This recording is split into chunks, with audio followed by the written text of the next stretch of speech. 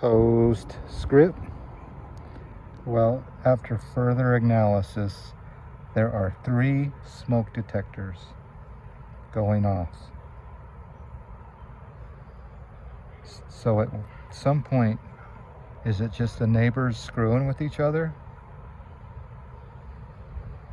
I'm hearing 3 smoke detectors going off.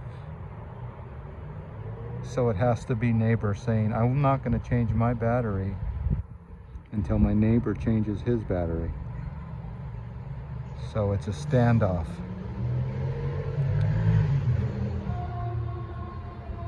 With all this noise, no wonder they can't hear 3 different smoke detectors going off.